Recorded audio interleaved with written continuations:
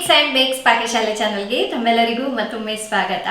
Friends, ಬರೀ ಮೂರು ingredients ಇಂದ ಈ ಸೂಪರ್ ಆದಂತಹ ಮ್ಯಾಂಗೋ ಲಡ್ಡುನ ಈಸಿಯಾಗಿ ಮಾಡ್ಬೋದು. ಜಸ್ಟ್ ಒಂದು 10 ನಿಮಿಷ ಇದ್ರೆ ಸಾಕು. ಇದು ತಿನ್ಲಿಕ್ಕಂತೂ ತುಂಬಾ ಸಾಫ್ಟ್ ಆಗಿ ಟೇಸ್ಟಿ ಆಗಿರುತ್ತೆ. ಮನೆಗೆ ಯಾರಾದ್ರೂ ಗೆಸ್ಟ್ ಬಂದ್ರು ಅಥವಾ ಮಕ್ಕಳು ದಿಢೀರ್ ಅಂತ ಏನಾದ್ರೂ ಸ್ವೀಟ್ ಕೇಳಿದ್ರು ಅಂದ್ರೆ ಇದು ತಕ್ಷಣಕ್ಕೆ ಮಾಡ್ಬೋದು. ಒಂದೇ ಒಂದು ಮಾವಿನ ಹಣ್ಣು ಇದ್ರೆ ಸಾಕು, ಈ ಲಡ್ಡುನ ಈಸಿಯಾಗಿ ರೆಡಿ ಮಾಡ್ಬೋದು. ಮತ್ತೆ ತಡ ಮಾಡದೆ ಹೇಗೆ ಮಾಡೋದು ಅಂತ ನೋಡೋಣ ಬನ್ನಿ. ಫ್ರೆಂಡ್ಸ್, ಈ ಲಡ್ಡು ಮಾಡಲಿಕ್ಕೆ ನಾನು ಒಂದು ಮಾವಿನ ಹಣ್ಣು ತಗೊಂಡಿದ್ದೀನಿ. ಸೊ ಚೆನ್ನಾಗಿ ಹಣ್ಣಾಗಿರೋದು ತಗೋಬೇಕು. ಇದ್ರ ಮೇಲಿರುವಂತಹ ಸಿಪ್ಪೆನೆಲ್ಲ ತೆಗೆದು ಬಿಡೋಣ. ಮಾವಿನ ಹಣ್ಣು ಚಿಕ್ಕದಿತ್ತು ಅಂದರೆ 2 ತಗೊಳ್ಳಿ. ಸೊ ನಾನು ಸುಮಾರಾಗಿ ಒಂದು ಮೀಡಿಯಮ್ ಸೈಜಿಂದ ತೊಗೊಂಡಿದ್ದೀನಿ, ಸಾಕಾಗತ್ತೆ. ಸ್ವಲ್ಪ ಮಾವಿನ ಹಣ್ಣು ಈ ಥರ ಗಟ್ಟಿ ಇರೋದು ತೊಗೊಂಡ್ರೆ ಸಿಪ್ಪೆ ಎಲ್ಲ ನೀಟಾಗಿ ಬಂದುಬಿಡುತ್ತೆ. ನೋಡಿ, ಈ ಥರ ಸಿಪ್ಪೆನೆಲ್ಲ ತೆಗೆದಾಗಿದೆ. ಇದನ್ನು ಸಣ್ಣ ಸಣ್ಣ ಪೀಸಸ್ ಆಗಿ ಕಟ್ ಮಾಡ್ಕೋಬೇಕು.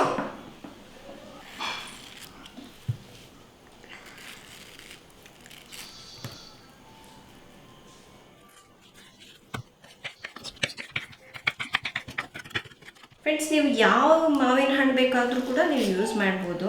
ಇದೇ ಯೂಸ್ ಮಾಡ್ಬೇಕು ಅದೇ ಯೂಸ್ ಮಾಡ್ಬೇಕಂತ ಏನಿಲ್ಲ. ಸ್ವಲ್ಪ ಸ್ವೀಟ್ ಆಗಿರೋವಂಥದ್ದನ್ನು ತಗೊಳ್ಳಿ ಅಷ್ಟೇ.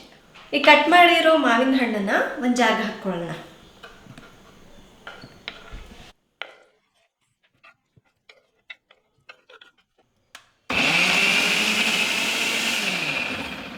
ನೀರೇನೋ ಹಾಕ್ತಲೇ ಪ್ಯೂರಿ ರೂಪದಲ್ಲಿ ರುಬ್ಕೋಬೇಕು. ಈಗ ಒಂದು ಪ್ಯಾನ್ಗೆ 1 ಕಪ್ನಷ್ಟು ಡೆಸಿಗೇಟೆಡ್ ಕೊಕೊನೆಟ್ನ ಹಾಕ್ತಾ ಇದ್ದೀನಿ. ಇದಿಲ್ಲ ಅಂದರೆ ಕಾಯಿನ ರುಬ್ಬಿಟ್ಟು ಕೂಡ ನೀವು ಮಾಡ್ಬೋದು. ಸ್ಟವ್ನ ಲೋ ಫ್ಲೇಮ್ನಲ್ಲಿ ಇಟ್ಕೊಂಡು ಒಂದು 5 ನಿಮಿಷ ಇದನ್ನು ಹುರಿಬೇಕು. ಈಗ ಇದಕ್ಕೆ ಒಂದು ಅರ್ಧ ಕಪ್ನಷ್ಟು ಕಂಡೆನ್ಸ್ಡ್ ಮಿಲ್ಕನ್ನು ಹಾಕ್ತಾ ಇದ್ದೀನಿ. ಆಮೇಲೆ ರುಬ್ಬಿರುವಂತಹ ಮ್ಯಾಂಗೋ ಪ್ಯೂರಿನ ಹಾಕೊಳ್ಳೋಣ.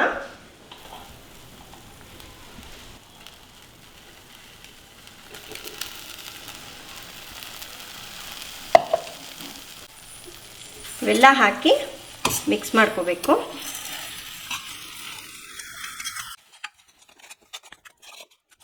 ಈಗ ಇನ್ನೂ ಒಂದು 5 ನಿಮಿಷ ಲೋ ಫ್ಲೇಮ್ನಲ್ಲಿ ಈ ಥರ ಮಿಕ್ಸ್ ಮಾಡ್ತಾನೆ ಬೇಯಿಸ್ಕೋಬೇಕು ಇದನ್ನು. ನಿಮ್ಮ ಹತ್ರ ಕಂಡೆನ್ಸ್ಡ್ ಮಿಲ್ಕ್ ಇಲ್ಲ ಅಂದರೆ ಸ್ಕಿಪ್ ಮಾಡಿಬಿಟ್ಟು ಕೂಡ ಮಾಡ್ಬೋದು, ಚೆನ್ನಾಗಿರುತ್ತೆ. ನೋಡಿ, ಇದು ಇನ್ನೂ ಸ್ವಲ್ಪ ಗಟ್ಟಿ ಆಗತ್ತೆ ಈ ಥರ.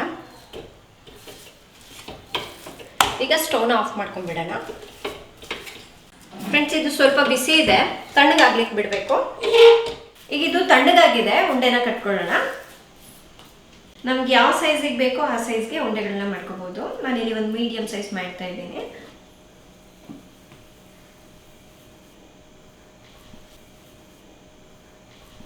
ಕೆಲವರಿಗೆ ಅವಾಗವಾಗ ಸಿಹಿ ತಿನ್ನಬೇಕು ಅಂತ ಅನ್ನಿಸ್ತಾ ಇರುತ್ತೆ. ಸೊ ಈ ಥರ ಮಾಡಿ ಇಟ್ಕೊಂಡ್ಬಿಟ್ರೆ ನೀವು ಫ್ರಿಜ್ಜಲ್ಲಿ 1 ವಾರದವರೆಗೂ ಇಟ್ಕೊಂಡು ತಿನ್ನಬಹುದು.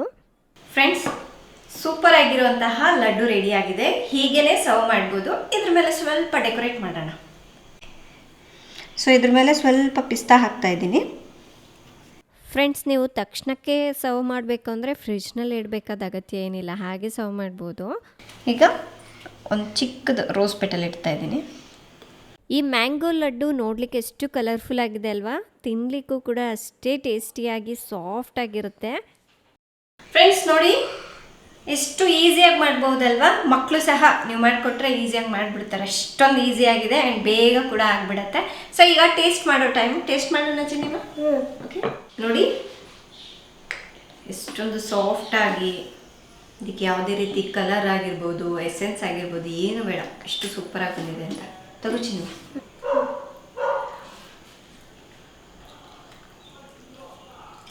ಹೇಗಿದೆ ಚಿನ್ನಿಮ? ಚೆನ್ನಾಗಿದೆ, ಚೆನ್ನಾಗಿದೆ ಮಮ್ಮಿ. ನಿಜವಾಗ್ಲೂ ಸೂಪರ್ ಆಗಿದೆ. ಇದಕ್ಕೆ ಮಾವಿನ ಹಣ್ಣು ಹಾಕಿದ್ದೀವಲ್ಲ, ಅದು ತಿನ್ಬೇಕಾದ್ರೆ ಅದು ಮಾವಿನ ಹಣ್ಣಿನ ಫ್ಲೇವರ್ ಬರುತ್ತೆ. ಏನೋ ಬರೀ ಮಾವಿನ ಹಣ್ಣಿನಿಂದನೇ ಉಂಡೆ ಮಾಡಿದ್ದೀವೇನೋ ಆ ಥರ ಇರುತ್ತೆ. ಸಖತ್ತಾಗಿದೆ.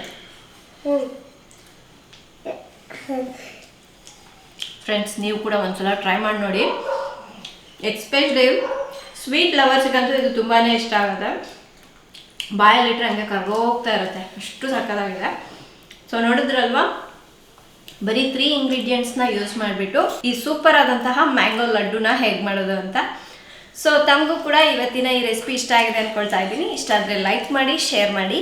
ನಾಳೆ ಇನ್ನೊಂದು ಹೊಸ ರೆಸಿಪಿಯೊಂದಿಗೆ ಮತ್ತೆ ಸಿಗ್ತೀನಿ. ಅಲ್ಲಿವರೆಗೂ ಟೇಕ್ ಕೇರ್, ಬಾಯ್.